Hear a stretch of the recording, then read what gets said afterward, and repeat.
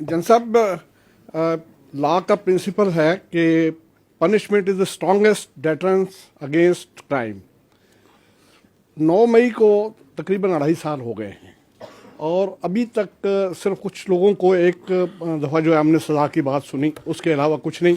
और ये बात भी लॉ ही हमें बताता है कि अबैटर जो है वो ऑपरेटर से ज़्यादा बड़ा मुजरिम होता है। अभी तक किसी ऑपरेटर के हवाले से किसी अबैटर के हवाले से कोई डिसीजन सामने नहीं आया, जबकि फौजी अदालतों के रास्ते में जो कोई इम्पेडिमेंट हो सकता था वो भी अब दूर हो चुका है। सुप्रीम कोर्ट ने, बल्कि आईनी अदालत ने उसके हक में फैसला दे दिया है। तो इसके बाद इतनी जो ताख़ीर है उसको क्या समझा जाए कि उन लोगों को एक खुली छूट मिली हुई है इससे? देखिए, पहली बात तो ये है कि I as the spokesman of the armed forces is only competent on this matter to talk about the military trial. जो मिलिट्री कोर्ट्स हुए थे हमने वो सारे कर दी।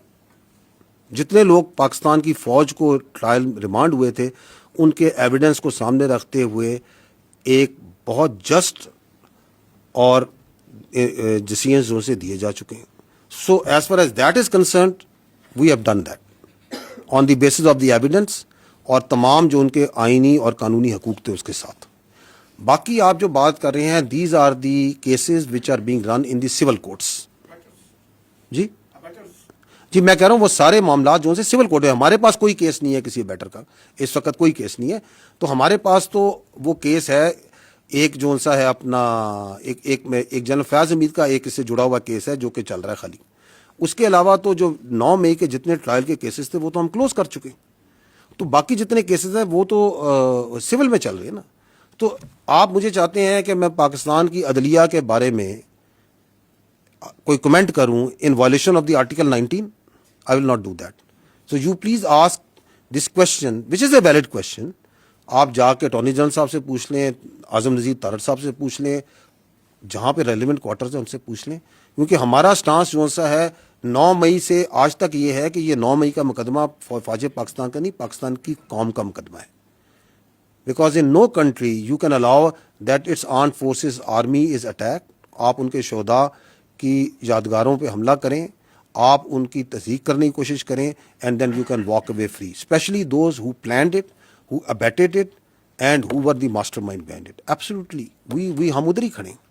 लेकिन चूंकि ये एक जमहूरी मुल्क है, ये एक यहाँ पे एक अदालती निज़ाम है, एक पूरा सिस्टम है, दैट मस्ट वर्क।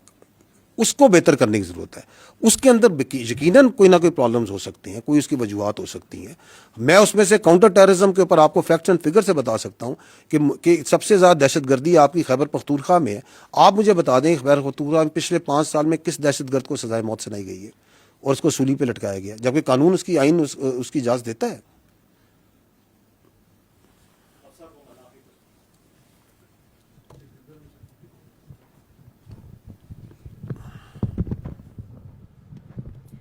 अस्सलाम वालेकुम, थैंक यू। पहले हमारे कॉलीग्स ये पूछ चुके हैं, लेकिन मैं चाहूँगी कि आप एक फाइनल कमेंट इस पर ज़रूर करें। एंटी स्टेट की इस्तेलाह पाकिस्तान में बहुत मिसयूज़ हो चुकी है माजी में।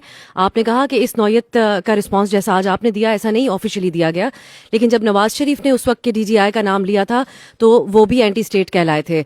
सो आज जो आपने बात की इसमें 3 लफ्ज़, ये हमारे लिए बड़े सख्त अल्फाज हैं और बड़ी अहम बात है कि ये नेशनल सिक्योरिटी थ्रेट है, एंटी स्टेट है, and they are playing in the hands of Delhi. So how is it different from the past? और क्या हम आइंदा इसके ऊपर कोई डेवलपमेंट एक्सपेक्ट करें या ये सिर्फ एक मुजम्मती बयानात हैं जो आज इस प्रेस कॉन्फ्रेंस के सिलसिले में आपने सामने रखे? एक चौथा भी ऐड करते हैं, मैंने 12 कहा, somehow you are missing it, ज़हनी मरीज भी हैं। क्योंकि ये जो काम कर रहा है पाकिस्तान की और उसकी जड़ों के खिलाफ, ये ज़हनी मरीज ही कर सकता है।